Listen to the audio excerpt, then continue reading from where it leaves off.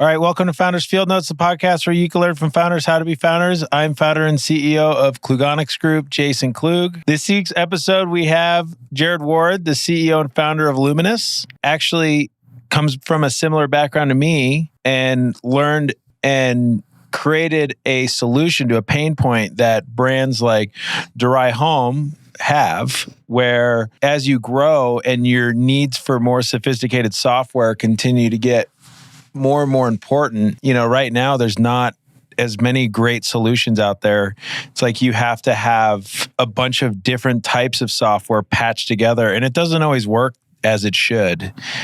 And there's communication issues between the software and so on and so forth. So that being said, with Jared's experience in development, manufacturing products in China, and then also even having some of his own brands early on in his career, he's created a platform called Luminous that helps solve this. So I tell you right now, if another NetSuite salesperson contacts me on LinkedIn, I don't know what I'll do. I'm sick of them. No one wants to pay $150,000 up front to set up a software for a company that does, 15 million in sales. Like, we don't need your NetSuite. I'd rather have Luminous. Anyway, here it is. Check it out. Jared Ward, Luminous. Is that been your entire background? So you got back from a mission and started getting into supply chain, or? Yeah, I can give like the cliff notes real fast. So yeah. When I got back from my mission, I just like every other person going to college, I was just like, what am I going to do with my life? So I was at BYU, really struggling to find my major. And I decided to major in Chinese, which was the dumbest decision. It's hard. Well, it's not that. Like, it was, I already knew Chinese, and I learned languages outside of the classroom. Classroom doesn't help me at all. And so I just realized, like 2.5 years in, like, what am I doing? Like, I'm going to school to get this sheet of paper that says I speak Chinese when I already speak Chinese.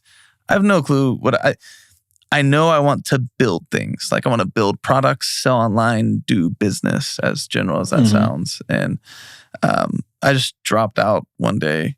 And I dropped out of college too. Yeah, well, I dropped out because I knew I had a skill set to source products. I knew I was creative, and immediately, so I started an Etsy business when I dropped out. So I took an Etsy and Amazon business from 0 to 100K as soon as I dropped out, and that was my income when I was about, I think, when I was 23, 24. So, by the way, Etsy is one of the most underrated side hustles that people don't know about. Like, it's way easier to take a business from 0 to 100K there. And you can charge more. Yeah. So I learned how to the bottom like other platforms. Yes, exactly. Yeah. At that time, if you remember, like this was like 2016-ish, somewhere around there, barn door hardware was like really popping right there. Yeah. So I learned how to make barn door hardware and baby gates and other things that I saw selling well on Etsy. So I just got dirt cheap tools. I went to Harbor Freight, bought a bunch of tools, and I just started a freaking shop. I started 2 shops, and I quickly got a lot of traction on like this baby gate listing, which that actually segues into my product idea that I want to talk to you about. Okay. But so I sold baby gates, custom furniture, and that was my income. And that was my first exposure to e-commerce. Also set up an Amazon store where I sold barn door handles.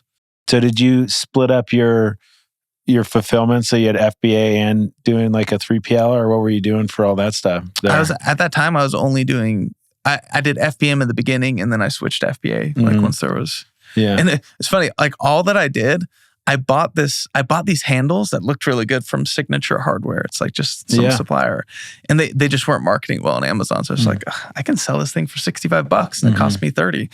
So I would just buy them like at retail price, sell it. And then eventually I was buying wholesale, sending it to FBA. Yeah. That's like getting harder and harder these days, I feel like, though. It's like impossible. People are too smart, or there's like those drop shipper dudes you see on Amazon that are like, I'll show you how to start a business. Or they're like, you could buy a fully built and set up Amazon business for $25,000. Yeah. Have you seen those? Oh yeah. And it's like yeah, that business might last like 4 months in revenue. That's the thing. Like, It's like private label Amazon. This is what anybody who asks me like what they should do like to start a product business, I'm just like, I personally tell people to stay clear of private label Amazon like that. It's like just such a flash in the pan items, short life cycle, and way lower margins than you ever think. Yeah. Like you say it's going to be 40% margins. Nah, it's going to be like 15%. Yeah, because you constantly are battling other competitors that are racing you to the bottom and they're doing the same thing. Which also nowadays is mainly like a factor, a trading company just crushing you on prices. Yeah. No, So- I'm more of the build something quality and custom and then give something that has legs and protect it. Yeah. It takes more time and patience and but it's like at the end of the day, you know, you build something that'll last 5-10 years and is actually valuable and you could sell it versus like all these Amazon, you know. Which there's no IP protection behind them too. Yeah. So like anybody can copycat you. Yeah. And even Amazon, if you start selling really well, there's no IP, but like there's no patent pending, there's no trademark, you're not on the brand registry program. Amazon can just jump in and sell your same stuff. But that was a good timing though, like 2016, that's when that was less known and more you can kind of get in and do it for a little bit longer so that you got a taste then of building your own revenue. Yeah. Yeah. And I learned how to run PPC campaigns on Etsy. I learned how to pick products, develop them, set up a listing. It's like all the rookie things is a good first exposure to e-commerce. Yeah. And then you get the whole other parts of building a brand, you know, other than building the product itself or getting the product. Yeah. So it's valuable. So past that though, like I ended up just, I knew I wanted to move on to like bigger business. Like I was totally cool with my Etsy shop. It was great. Couldn't really scale it past a certain point. So I actually, at that time, I approached an entrepreneur in my area, which at that time, that's Chattanooga, Tennessee. So I approached this entrepreneur who was doing the things I wanted to do. It was at a company called Viatech. And they were a product development and distribution company. And I've heard of them. Yeah, they're now Echelon. Like they literally merged everything in Echelon, which I was actually helping develop that bike when I was there. Was that Lou? Lou Lentini, do you know him? Yeah, I know Lou. That's so funny. Dude, are you kidding me? Yeah, I've met him multiple times at the International Home and Houseware Show. Dude, what year? This would have been 2017 and 18. Oh, dude, yeah. Lou is, so I tutored his son in Chinese. Do you think we met at that show? The Chicago show? Probably not. I never went to Chicago. Because he had, that's a cool show. But this is before, I think Echelon was just starting for him maybe. Like I think it was like in his booth, like, but kind of off to the side because he went all in on Echelon. Yeah, well now he is, yeah, for sure. But like Peloton wasn't really as big yet, I think. So it's probably, you know, so he definitely had an eye on something early there, which is good. And then the things that I saw him have were like those like outlets that were squiggly. Oh, quirky. Yep. Yeah. And then he was doing some kind of like an invention play, right? Where he's trying to get, wasn't that like where people were submitting stuff? Yeah. I was the one filtering all those ideas. Okay. There's so many dog shit ideas. Yeah, he's got a lot of, he seemed to have a lot of stuff going on, but. He did. Lou, super smart guy. Yeah. Hustler. Yeah.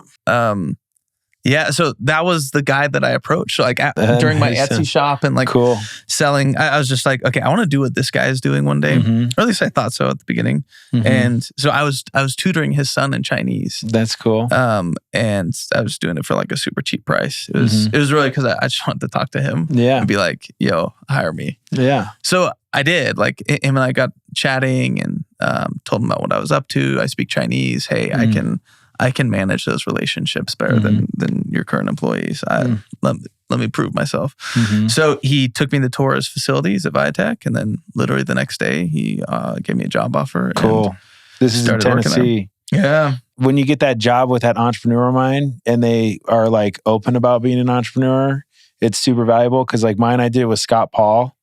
You know him? Like I've heard of him. Yeah, Crypto Jesus. Right? Yeah, but I like he's that now. But like before, we made those tablet enclosures. See that iPad stand there? Oh, so like he started a company that did that, And I got to do the same thing where like I got the job as a sales job, and then I would pitch to him like, hey, I have engineering background because I was a college dropout too. But I got to like I think I had like 18 hours left before I could graduate. But I just didn't want to take all the classes I didn't want to take. Like I got out of it what I wanted. And and I would pitch him by going home and engineering stuff and bringing it. And that's so cool. And I got some good deals doing that where I would pitch like IBM and some of these inbound leads. That's awesome. So, but because he was an entrepreneur, he's like, yeah, let's try this. Let's try that. Let's try Instead this. of shaming you for like doing your own thing. It's so valuable. So I'm sure it was similar with Lou where he's like, he's trying a bunch of stuff. And then when things stick, they stick. But if they don't, it's okay. Literally our product meetings is like, look guys, we're just throwing things at the wall. We're just throwing shit at the wall and seeing what sticks. Yeah, when you have capital too, it's like you can really be effective with that. Yeah. So I worked for Lou for a year and I accomplished my goal. Like I really learned this. I learned so much about product development. Went to I went to 2 Canton fairs. I went to a bunch of other trade shows, managed relationships with factories, launched products on HSN, QVC, and Walmart. They had great distribution too. Yeah, that was it was an amazing experience. I did exactly what I wanted to do. Of information. Yeah. Cool. So after that, that's when I actually I got recruited to come to Utah by Made in China. So I got recruited by them.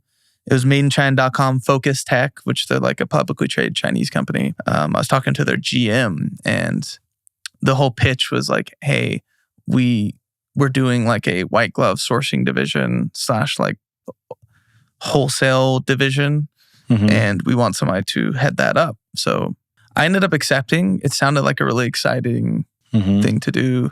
I would actually get to work for like a massive Chinese company and get a lot of experience. And it turned out to be just that. So I took that division from 0 to 10 million in 2 years. Cool. And I also built and sold an RFQ management system while I was there. So cool. On the side? A lot of really good experience. Yep. Did they let you do that? Yeah. It was so you got into software. Yeah. When I was about a year into that, there is no... Are we allowed to swear on this? I don't care. Okay. There's no fucking way I can manage my RFQ process from start to finish. Yeah, it's tough. And you have to understand this, like with Onyx 360, right? Yeah. Like, oh man, especially with product development. So, and there's not a lot of systems short of like jerry-rigging NetSuite to work for you, which is just that are going to service you. Monster that would be sloppy and confusing.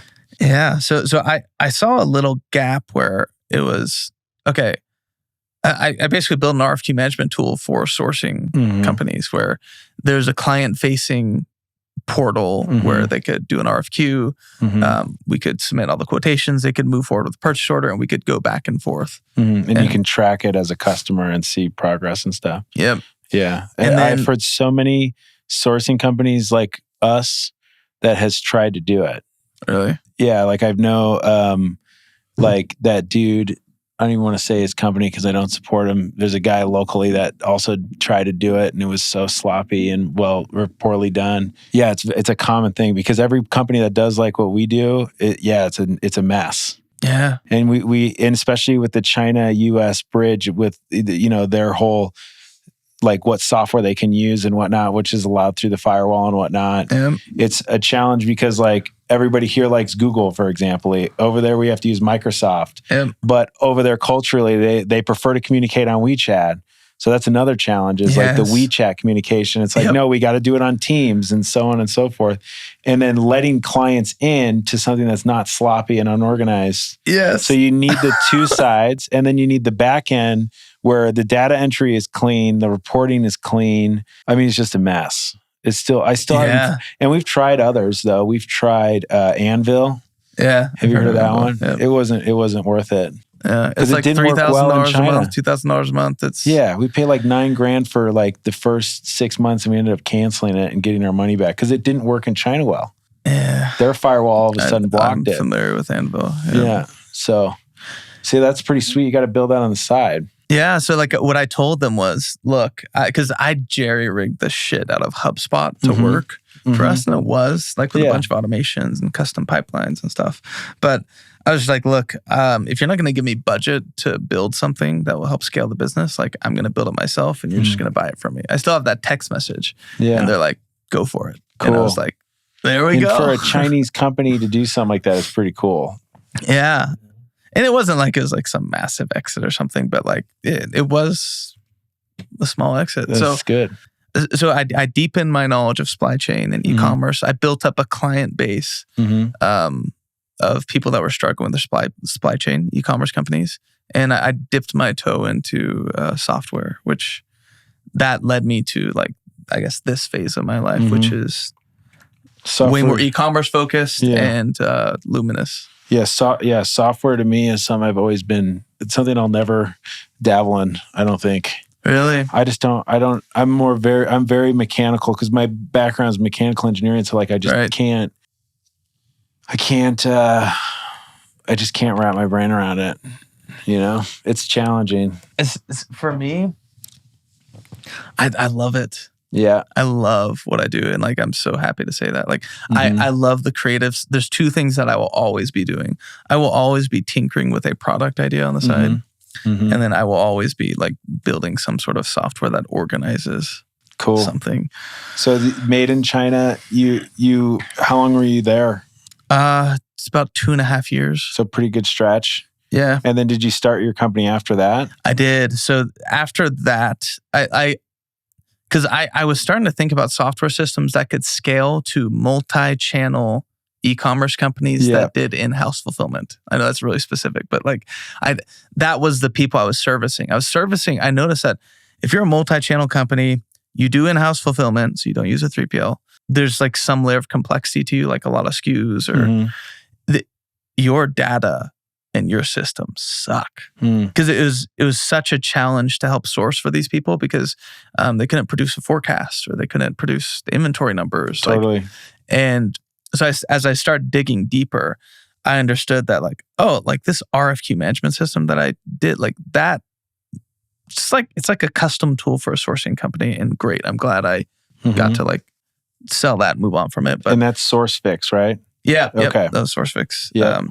Then that's where Luminous started to come up. It was like, okay, it was just a massive undertaking, but Luminous, like the why of Luminous is multi-channel e-commerce companies, they'll stagnate or fail before, we'll call it $10 million in revenue.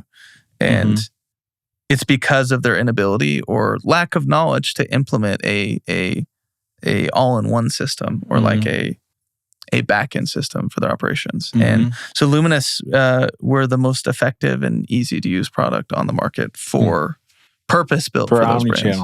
Yep. Yeah, because the biggest thing with like for Durai, we're learning that where obviously we do the Shopify channel, we do Amazon, and we got Williams Sonoma, and now Nordstrom. We're talking with Nordstrom and stuff. And as soon as you introduce EDI, and then like that these EDI channels, is what throws it off. And the thing that sucks too is it's all bolt together stuff. So like, you know, our inventory management software, our shipping software, obviously Shopify backend, Amazon backend. Who do you guys use for inventory management? SKU Vault. SKU Vault. Dude, I have a story with SKU Vault. It's like okay, you know, but it's definitely not scalable for where we're at. We're getting to that point because we are like getting over the 10 million mark, and it is hitting those like those challenges. And dude, you guys are like right in the middle. Yeah, wow. So we're like literally experiencing that problem. Wow. So yeah, so to close that loop and get to present day, so I took this idea, started building immediately. I started with purchase order management. Like, where do you start building an all-in-one system? Like, I started with what I knew. Purchase order management, which RFQ makes management. sense. Yeah. So I built that out to the side, and I actually approached one of my clients that I was sourcing for. Their name was Qualtree. And so they're over in Linden, and I went to, they're like about a $15 million a year direct-to-consumer brand, multi-channel, super complicated. So I went to them, I was like, hey, bring me on as your director of supply chain. I have this software idea that I'm building, and I'll let you guys use it for free. And so I came on, was their director of supply chain for a bit, built out Luminous. I was there for about like 2 years, maybe just over 2 years. What wasn't part of the plan was I actually became CEO of Qualtry. Mm-hmm. And it was super random. Like the CEO at the time, he left about like 6 months into me being there. Mm-hmm. And the board of directors actually picked me to be CEO. That's exciting. And that's humbling, or like that's like, or not humbling, but like, yeah, that had to make you feel good. Well, that's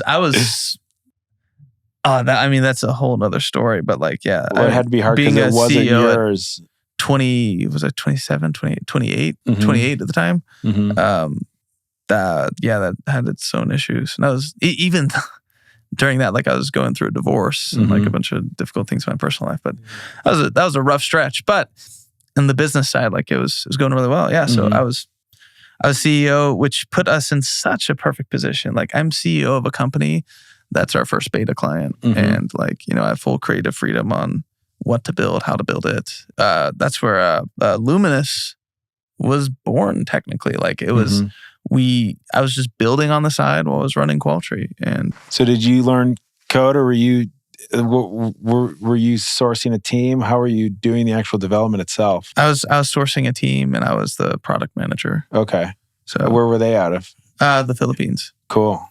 So you had a low cost, affordable resource that you can shape and manage. While I was CEO of Qualtry, like that's where I became even more acquainted with the problem, because when I first came in, we were implementing SKU Vault. So this was like the third system they had tried to implement, or maybe like the second.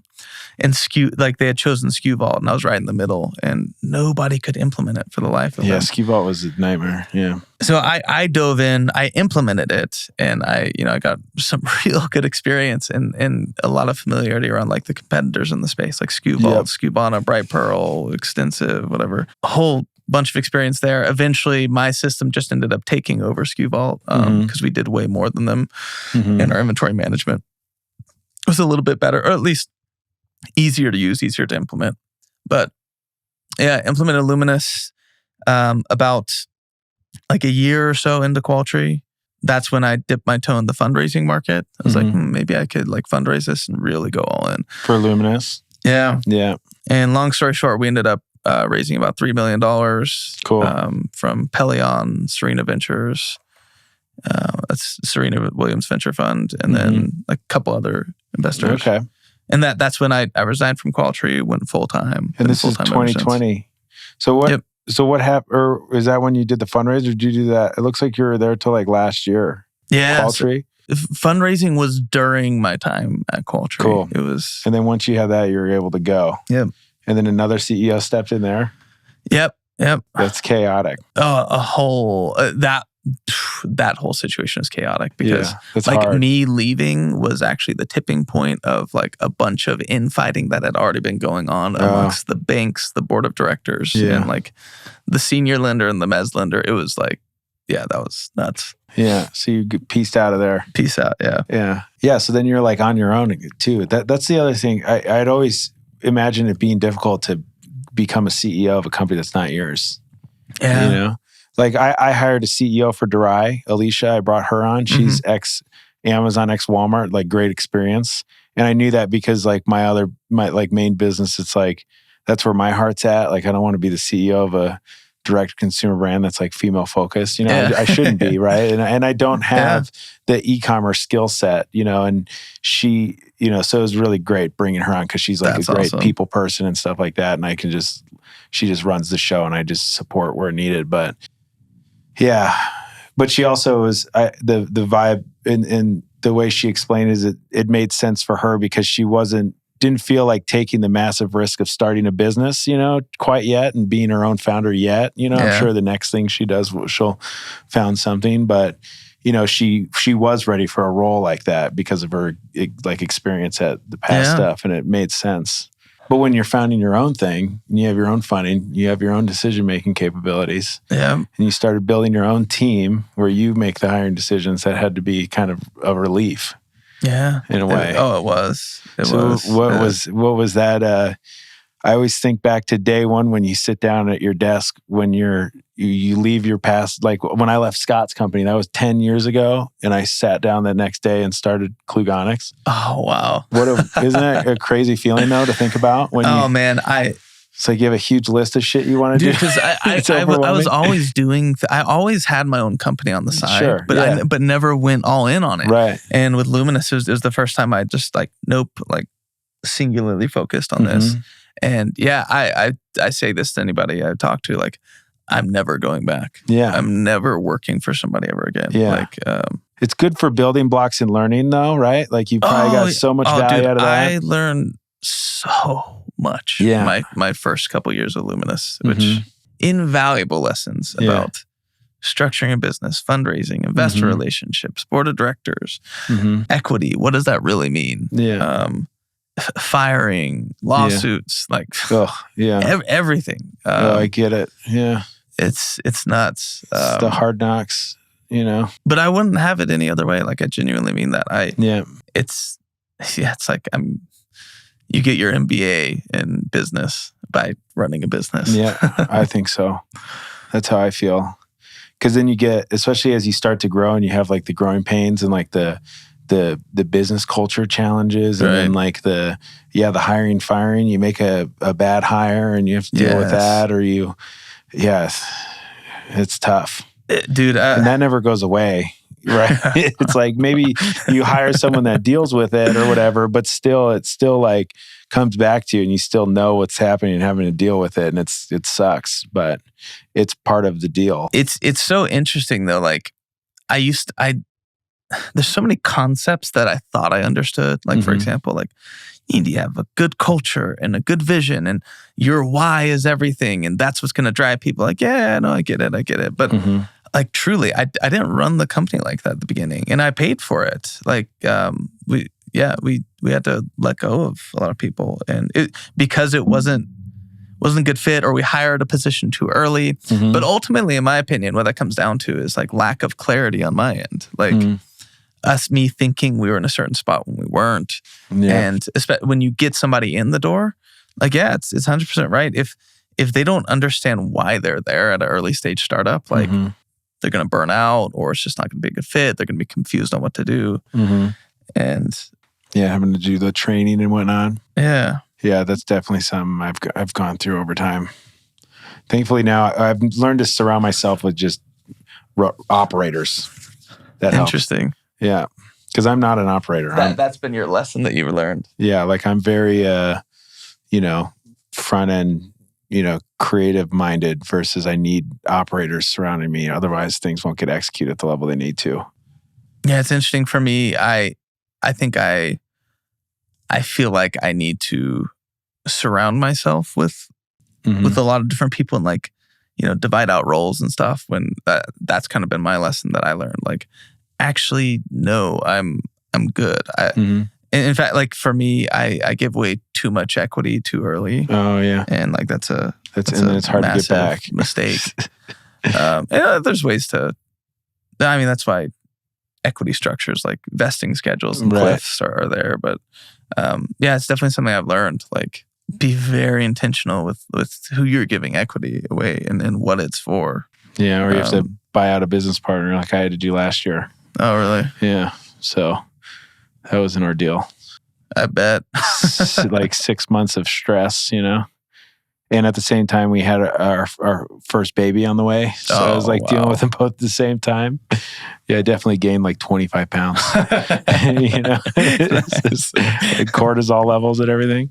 Yeah, that's great. So what's been going on currently then? Like, where are you at with the company? Oh man, we're in a great spot right now. So with steady clients and all that stuff. Yeah, we've got steady clients. We have a great foundation, great foundational product. The team is down to its concise. That's good. Foundational team. There's no wasted space. That's great. I have an excellent CTO. Like, good. Top in Utah. His name is Brendan Beebe. So he's he just had an exit from 4Up Golf, which is an ERP system in the golf world. Just like the best hire I've ever made. And Yeah, any space on the team that was like bloat or like not a good fit, it's not there anymore. And we have good capital in the bank, great run rate, burn rate super low. We're probably gonna be profitable this year, in my opinion. I think great. Which is a massive deal for a VC funded startup, especially in these times. There's so much to be said about like the market of like inventory management systems or all-in-one solutions. It's massive, and you could do a whole freaking podcast on that. But basically, in this next 2 years, people are either going to go out of business, or we already see like people getting acquired. Like SKUVault's been acquired. Yeah. I think they were acquired by Linworks. Deer Systems was acquired by Sin7.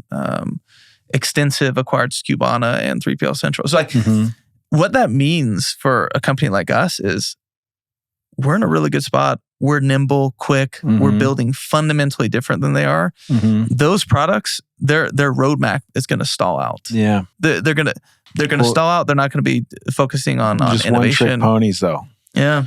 So you remember, so I see this as almost like a repeat of the whole CRM like market for a while. Did you notice that it was similar like that with CRMs like maybe 6, 7, 8 years ago? Where it was that's like HubSpot and Salesforce were like obviously the main ones. Yep. But I couldn't tell you how many other CRMs that would get pitched to. So I feel like now that I'm there's one called Close. Yeah, there's Close. I mean, I couldn't, I tried multiple too. I ended up sticking with HubSpot and we're still on HubSpot today. I love HubSpot. I think it's great. Yeah, I think what HubSpot is to Salesforce is what we want to be to NetSuite and SAP. Which is a great, that's a great way to put it. Yeah, I totally get that because HubSpot is more approachable. Yes. And the front end product is not as complex. So it's like easy to get in and then build as you build your business. Yep. So if you built that side of things like that, it would definitely be valuable. But it was funny because I remember a friend of mine who was in sales and he sold 3D printers and he'd always talk about the CRM graveyard. And that's what it was. It was all the dying CRM businesses because there were so many of them coming out, and they're coming out of Y Combinator and coming out of like all the different, accelerators, and they're heavily funded. And Salesforce is, buying this and you know what I mean. So it was like, it was chaos. And now I feel like this industry you're in is what is that next vibe of, or like has that similar vibe. Agreed. So it's a good 100%. Place to be in, but it also could be kind of like dangerous and chaotic at the same time. But the question, like, how do you survive in a chaotic market like that? I think you have to build a platform that one is easy to get into at a lower cost, and it's not, like a direct to consumer brand that's doing 15, 20 grand a month in revenue on Shopify, and they're looking to add, whatever, and their 3PLs have shitty inventory management platform, so that's hard for them to really know where their inventory's at, and they're having to do, cycle counts like monthly or whatever. It's like, so like if you're able to get someone like that into your platform, and then like you said, grow with them to where 100%. They add Amazon, then they get their first retail deal, and then it's bolt-on stuff, but also like the user experience is not this archaic, complex where like I won't even personally go into our systems. I won't even look at them. Yeah, I was going to ask like how approachable was SKUVault for you? Like I mean, Katie, the director of operations for Durai, she figured it out, and we paid for the premium support and all that stuff, and like they were helpful. We've been using it now for almost like a year and a half, almost 2 years. I think it'll be 2 years in like May. So pretty decent amount of time, but yeah, we're getting to those, like we're hitting those walls, and the walls happen with like bundles and stuff like that. Yeah. So the issue that I ran to with SKUVault is, I mean, first off, support is always going to be subpar because you're calling into a call center and then they don't really understand your issue. They're not operators, but like, and the nuts and bolts, the issues that we had with SKUVault at Qualtry, it was the way kits and bundles were handled. Like the way we had to set them up, we had like 30,000 kits. Yeah, huge issue with e-commerce. Data auditing was another massive one, which Luminous built a whole tool around that because of that. And then the last one was Qualtry also did like wholesale and direct. the aggregating of that wholesale data, like through EDI and just like, invoicing through QuickBooks, paired with your direct consumer and allocating to that same stockpile of inventory, just couldn't do that. Then data auditing. When Qualtry, we had like 2,000, 3,000 SKUs, and we had like 16 channels that we sold across. So just imagine, what happens in SKU Vault is if something comes in and that SKU wasn't added, like the order's coming in, but say that SKU wasn't mapped, like you saw on Jane.com or Amazon, and it requires a different SKU, and you don't put in your master SKU from SKU Vault, that thing, it just goes in and goes out. They'll still fulfilled in the warehouse, but your inventory numbers are now incorrect. They're off because there was no data auditing tool that caught these issues and lets you fix them before they went live. So Luminous, bundles are getting more and more of a deal for direct consumer brands with like trying to increase LTV and all that stuff.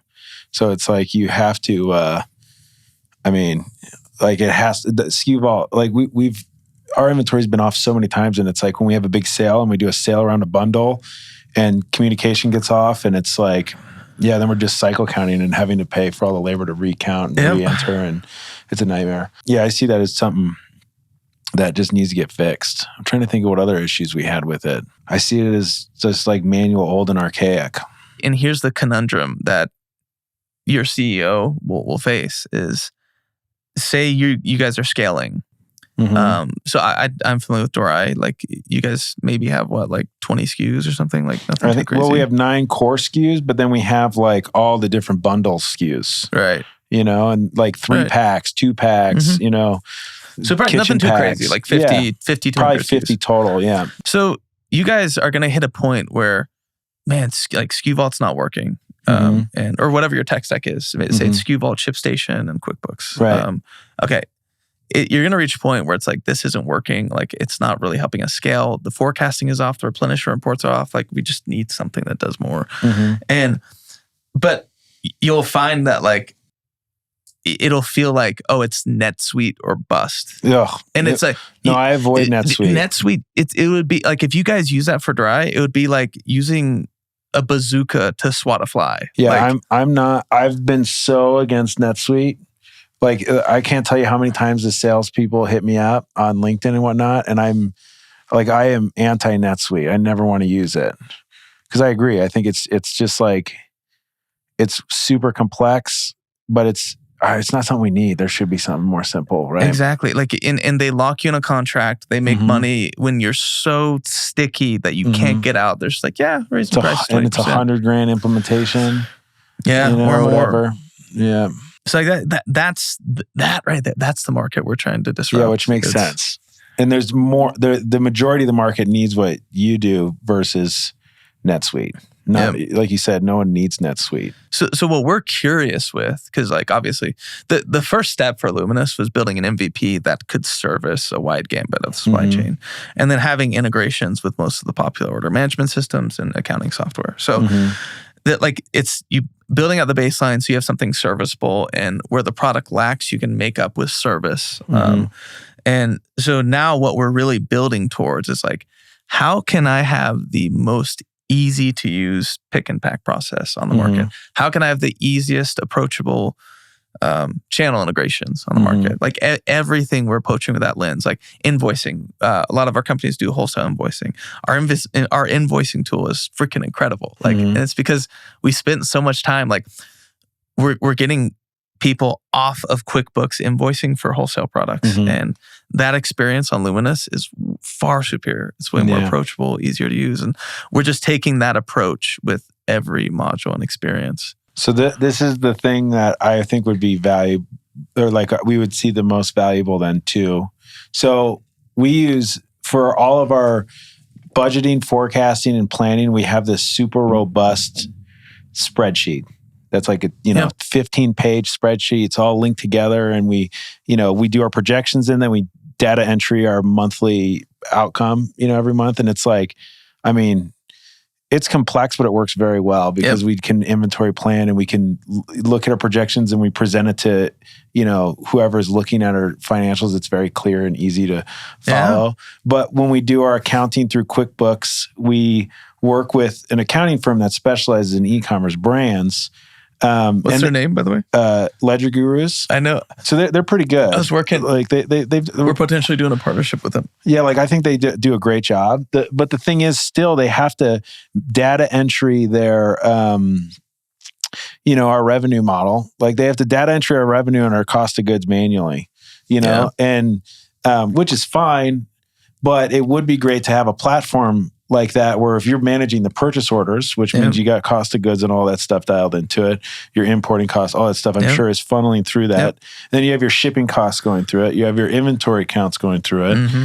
And then so then at the end of every month, it's outputting your Amazon sales, retail sales, website sales, all, clearly to where they're not having to go and find and manually calculate the numbers, which might have some inaccuracies in it. Yeah, we just pushed journal entries at the end of every month to QuickBooks. Yeah, which is great. So it automatically does that. Mm-hmm.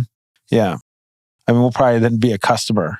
You have to meet Katie and Alicia. Yeah, I'd love to meet them. See, I didn't even know what it did so this is valuable.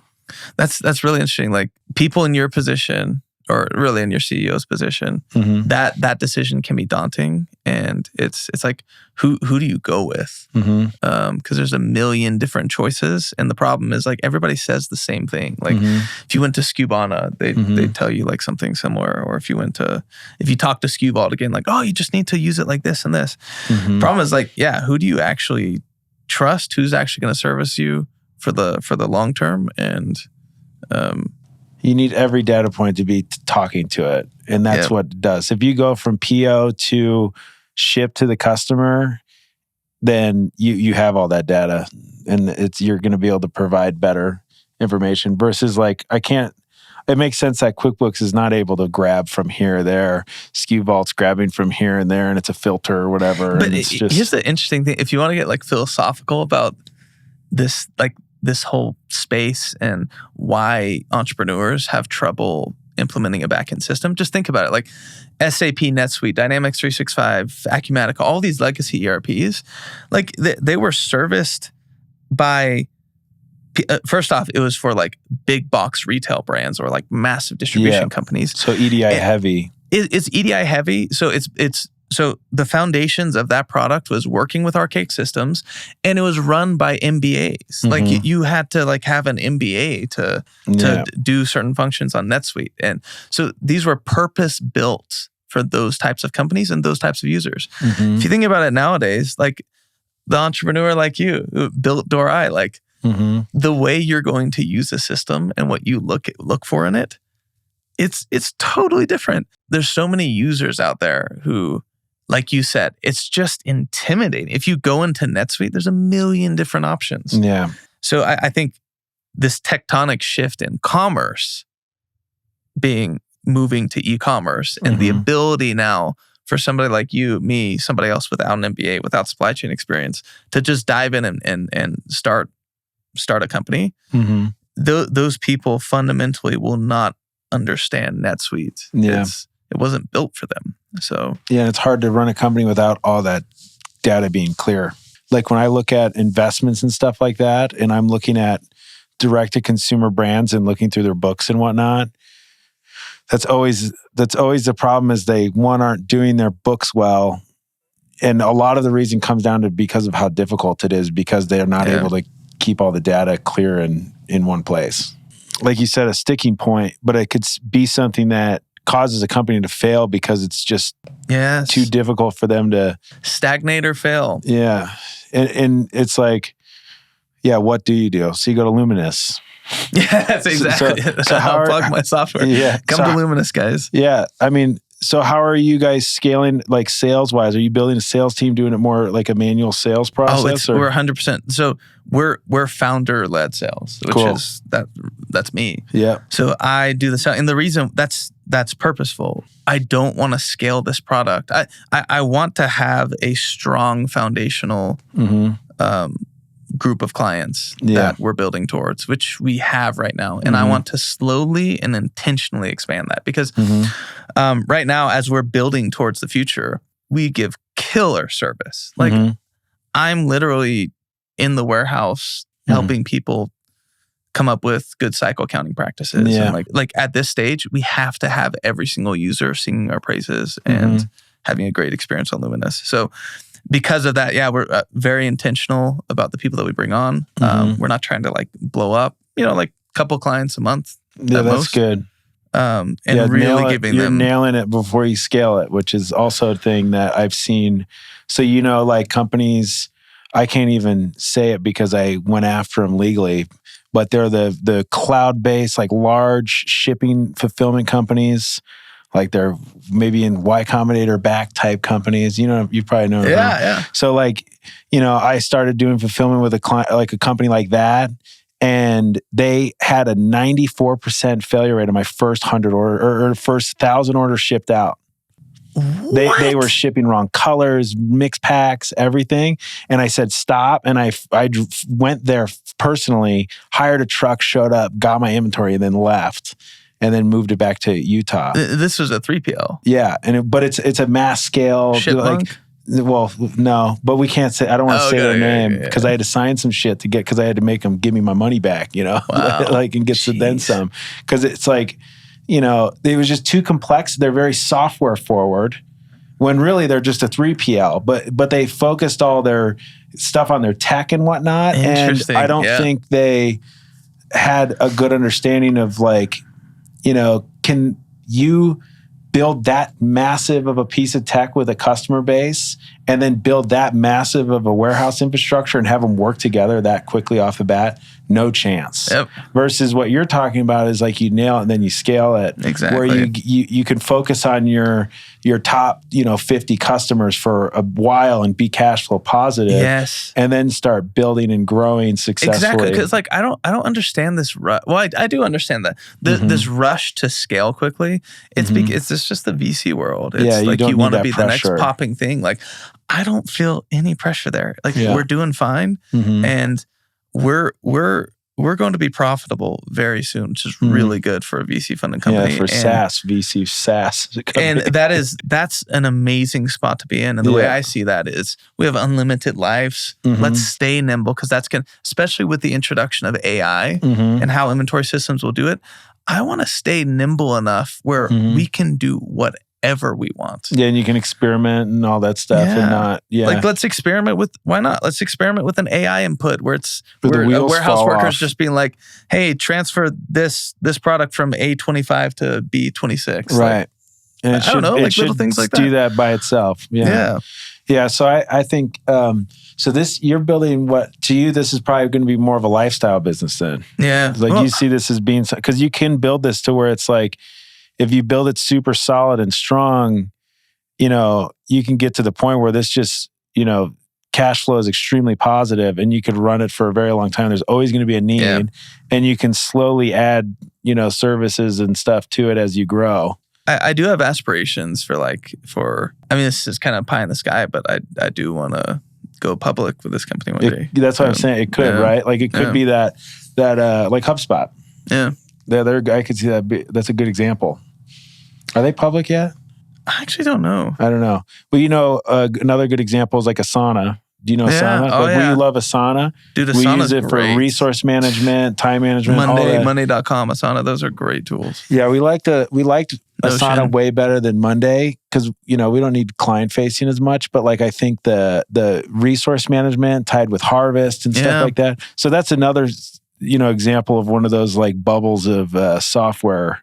Project management, where I feel like we're on the backside of that now. Yeah. You don't see too many of them. And the ones who have emerged, it's like Asana, ClickUp, Notion, Monday.com. Those are like the main ones. Yeah. So that's like a good place to be in. So then who do you see being, who else is like trying to compete at the level where you're trying to be like the entry level NetSuite type deal? So there's, I wouldn't say entry such a complicated level space, but like, digestible NetSuite.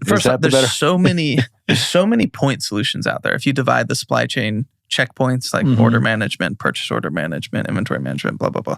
So my definition of a direct competitor would be somebody who's not quite NetSuite, it's like legacy ERP, but somebody who's going after like a lot of checkpoints supply chain, like sort of like an all-in-one. So right now, I would classify our direct competitors as Sin7, Deer Systems, and I've never heard of these. FlexPoint. Yeah. I think I've heard of FlexPoint. There's a couple different ones, but they're all like kind of playing in the same space, but not really. Like some lean more towards, they're like more of like production management company. Some are more like distributed inventory for like drop shippers. It'll be really interesting to see how it shakes out. Like Deer System, Odoo. Odoo's another big one. I've heard of Odoo. So Odoo, they're like... They've got to be heavily funded. Yeah, they are. And they're really taking a gamble on like this Chinese buffet style ERP system. So like you just choose the stuff that you need. And it's also open source. You can build on top of it. It's all like an internal stack in their system. Yeah. Then The problem with it though, like their baseline of tools, I don't really love it. And their support is not like one thing that I think is going to be totally inseparable. Like Odoo's going the route of, yes, ERP should be approachable, easy, like there's no barriers to entry. I can just build the tech stack I want and then build on top of it. The issue is, in my opinion, that entrepreneurs like you or your CEO running Dori or at Qualtry, you need support. Like that, it's great that it's open source and you can pick any module that you want. But I think where they're really like, if they want strong foundational clients that are going to last like through a recession and through the next 10, 20 years, I personally think that you have to figure out the implementation problem and support.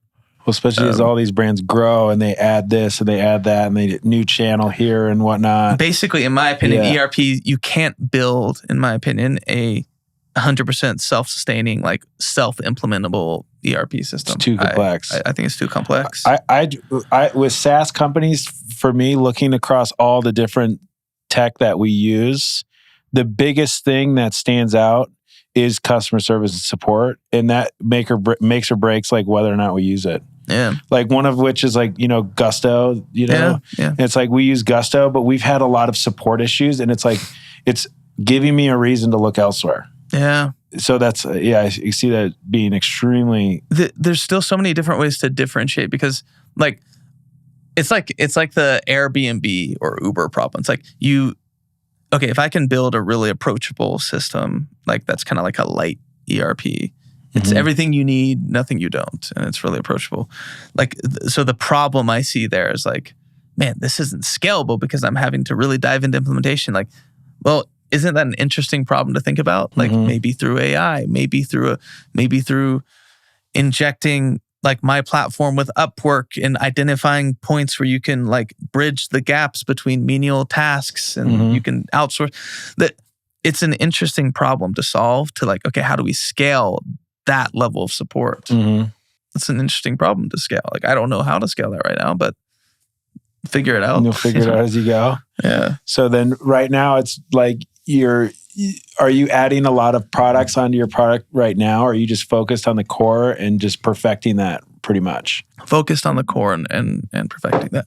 So the perfecting it around, direct to consumer. So Shopify, I'm guessing, probably WooCommerce and all those as well. Woo, Amazon, Fair. And then, Fair. And then EDI. Tying and connecting to EDIs that are, because I noticed that like Nordstrom uses a different EDI than this and that. So you have to connect with all of those and then connecting with QuickBooks and all that type of stuff.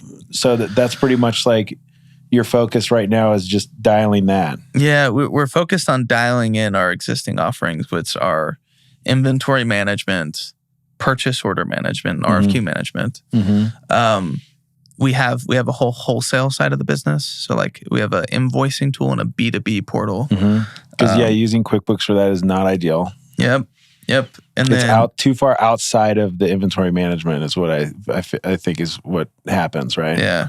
No, absolutely. Yeah. And then pick and pack. So like a really easy to use fulfillment tool, like where a pick list and a fulfillment list and putting on a shipping label, like just streamlining that whole process in a simple way. I'll show you our warehouse on the way out. Yeah. Because we use ShipStation. ShipStation is pretty good. When it comes to like, I feel like the rates and stuff They're they get you effective. and stuff. Yeah, it's effective. It's really good, effective platform. but definitely can see it hitting a ceiling. So, well, yeah. So what are some of the, like, you've pivoted quite a bit and you've got a lot of, you're able to capture a lot of industry knowledge by bouncing around a bit. What are some like the big takeaways that you've learned over the years that you apply on a daily basis to building, Luminous? Oh, that's a great question. Be consistent and be intentional. And I've learned that through not being consistent and not being intentional. So I feel like if you want to achieve some level of success in something, those are the two things you need. Be consistent in doing the things you say you want to do, the things you say you're about. Yeah. Be consistent in that and don't falter. Then be intentional. So like, why are you doing something? And this is something that Brendan, my CTO, like really changed in me. That's good. When he first came in, we were just like on fire, like so much things to focus on. We're going to build this out. We're going to build this out. And then we're going to get this. And we're going to do these integrations. And like Brendan is so good about just like slowing down. Like, that's great. Like, but why would we build an order management system? Yeah. Like, and then I'd give an answer like, well, it's because this and this. And like, for an all-in-one, we need to have this. And like, why? Yeah. What? Like, why would we do that? Just slowing down and asking yourself why, and understanding that you probably don't have the answer right now to that question, and like to stay curious on that. I had such a hard time with that too at the beginning. I think back to like when I was starting, even Klug. It was like I remember, I just wanted to do everything. Like I wanted to start manufacturing early. I wanted to do fulfillment early. I wanted to build my own brands early, when really I should have just focused more early on just the development service and then slowly built from there, which I ended up having to like do, Yeah.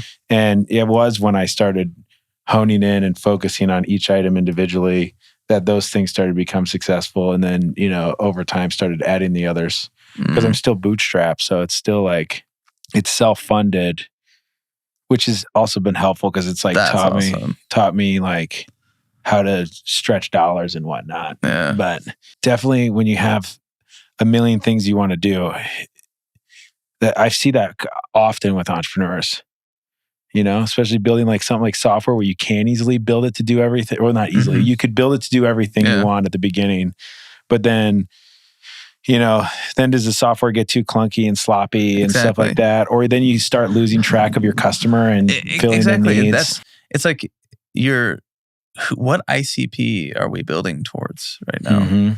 And what is what's going to spread us too thin and what's going to focus us a little bit more? It's honestly, it comes down to like short-term thinking versus long-term.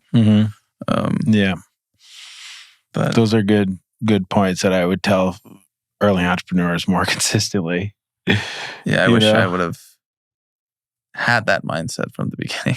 I think, but the thing is, I don't know if I got that advice from someone, or if I learned myself by just, constantly not be, trying too many things and then losing track of this and then having to go fix that. And it's one of those things like you for sure heard it from somebody, from a mentor. Maybe I just didn't listen. It didn't internalize. Like, yeah, but like, do you know what this could do? Like revenue and this and that. It's like, that's another stream of revenue. Dude, let's add it. If we add this part of the product, then we could bring on like another million in ARR. Like, it's so, that's so true.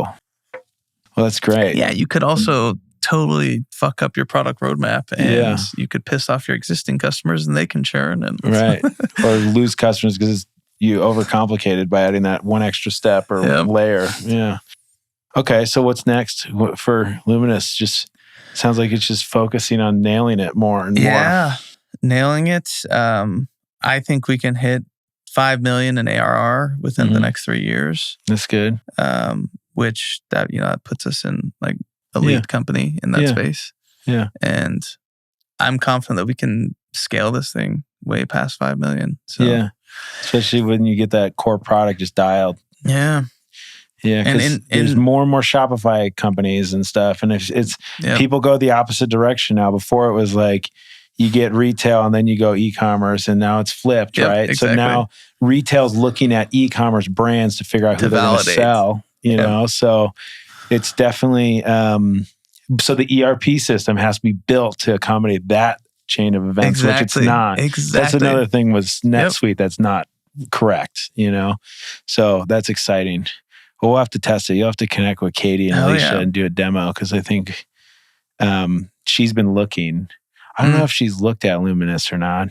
I don't think so. Yeah, I haven't talked with her. Yeah, you'll have to connect with them, and we'll be another good testing case study for you to grow with. Yeah, let's go. Okay, there we go. Jared Ward.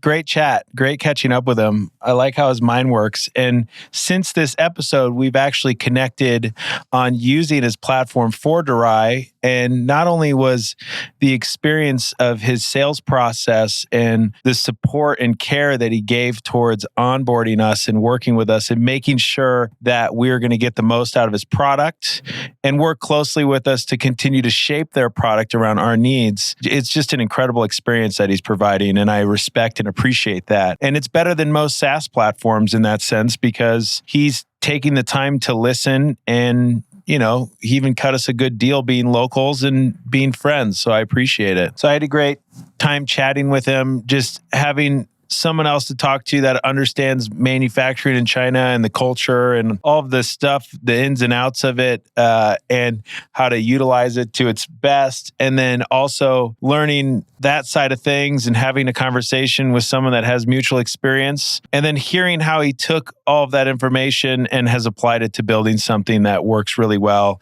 and solves a lot of problems.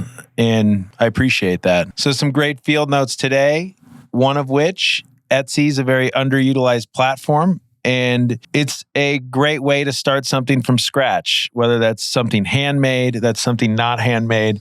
It's a great platform to sell and start to build a brand on. And he obviously has proven that, but I've seen it all over the place, and I've bought many things on Etsy, and it's got a nice touch when you're buying something from someone from Etsy. It's more, personal. It's like you're buying directly from them, and they might be shipping it out of their kitchen. Who knows? But yeah, great place to start a product business is on Etsy. Another thing that I also agree with, I've made this mistake in the past, is be very intentional about what you're giving equity for in your business. Equity's incredibly valuable to a business owner, and make sure that when you're doing it, you set the parameters around it, and how you're giving it, the time frame that it vests, and you got to take that very seriously. I feel like startups, a lot of times they don't know how or to get someone involved in their business, and they immediately go to giving up equity. And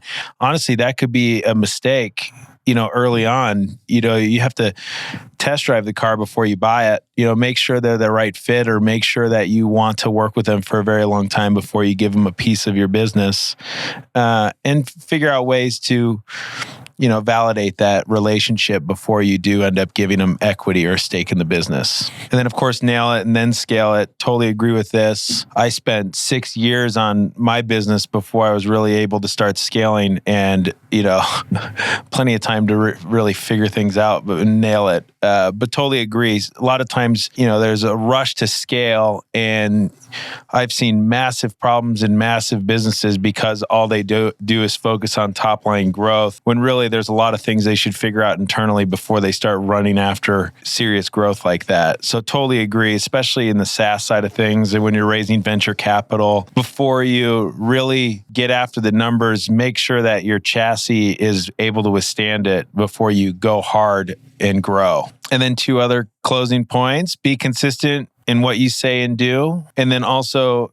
everything you do should be intentional. He's a man of his word. So I appreciate that. And that's true. And that only That's valuable not only for, just daily life, but I feel like as a leader in a business, people notice things. When you say you're going to do something, you just got to do what you can to make sure that you achieve that, and be intentional about it. So nice life lesson from Jared Ward. We hope you found these field notes useful and can learn from other successes and failures. And don't forget, if you're working on a project, reach out to us. We'd love to help you develop your product and help you get that to market. And it's physical product, not SaaS. I can't do what Jared does and build SaaS software, just so you know. But when it comes to a consumer product, we could definitely help guide you through the steps it takes to make something special that sells well. And for the podcast, check out all the social media platforms, LinkedIn, Instagram, YouTube, Facebook, and subscribe wherever you listen to your podcasts. And we'll have another episode next week. Thanks for listening.